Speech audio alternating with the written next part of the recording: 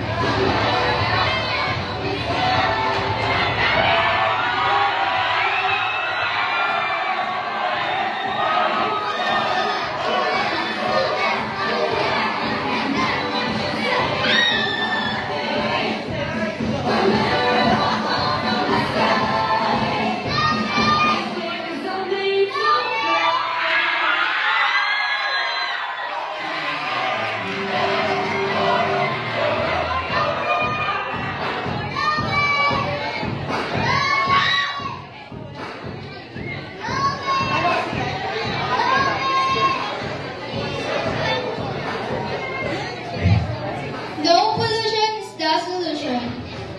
Mabuhay, Picafeyans! My name is Francine Joy D.L. Bautista, the representative of none other than Grade 7J. My name is Elijah Andre Lopez, and I advocate for conduct and encourage an adaptive health to fight for global poverty.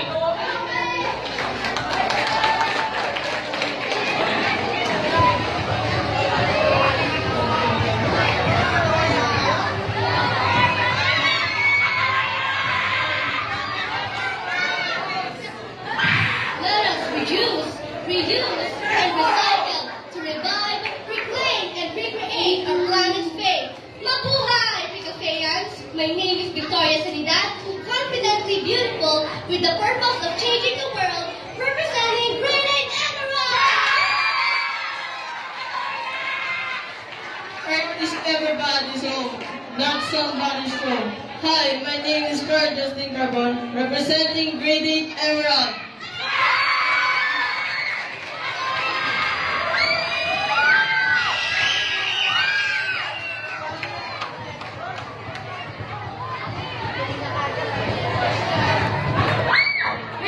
Reuse every single use of plastic. Good morning, Picafeyans. My name is Mielas Miji Omari, representing the Grade 9 Sapphire. Let's protect our environment today for a thriving tomorrow for all living beings. Good morning, Picafeyans. My name is Derek Winchester, representing Grade 9 Sapphire.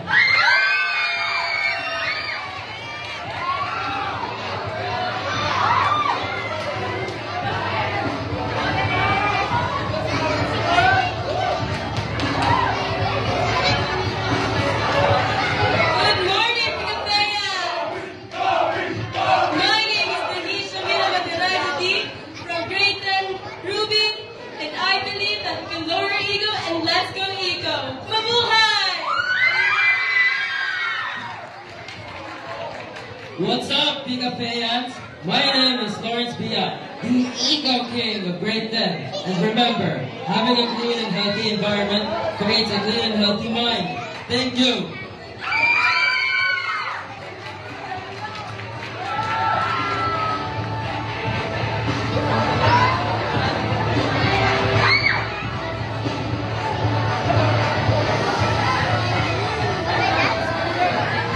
Good morning.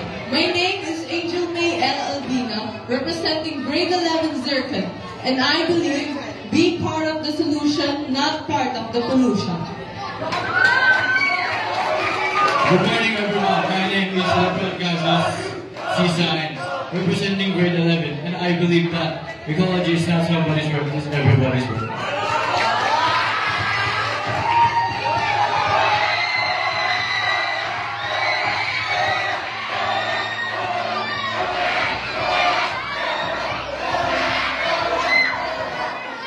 Good morning, Pika fans. Let us make a difference to prolong our existence. My name is Marioni Chandigo Lili, representing Grade 12 Diamond. And my goal is to make every citizen a Catholic Foundation and a friendly community. What's up, Pika? My name is Ruben Gianni from Grade 12 Diamond, and my advocacy is youth engagement and protecting Earth sustainability. And please welcome your host for today.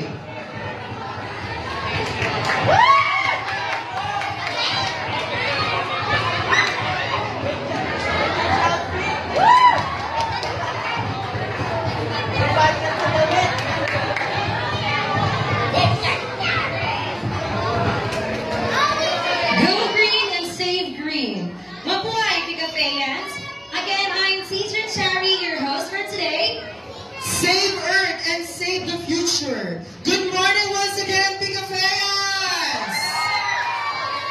Also, I'm your host for today, Teacher Errol. Wow, you look stunning today, Teacher Chari. Teacher, ano wala bang bago? And you too, of course. Alam mo, Teacher Aaron, hindi na rin ako nakapag-intay kasi grabe, oh. Talaga naman talaga, no? I cannot wait kung sino talaga ang mananalo by this time at makakauwi ng Corona at tatanghaling first ever Eco King and Queen 2023! Totoo yan, sir. Kaya naman ngayon pa lang sisimulan na natin ang pagkilatis sa kanilang angking talino. We will begin our question and answer. And for our question and answer, we will be showing you different pictures. And the only thing that you will do is to observe and analyze it. So there's no question at all, so you just need to observe the picture. And you only have 30 seconds to expound your answer. So let's start with our Eco King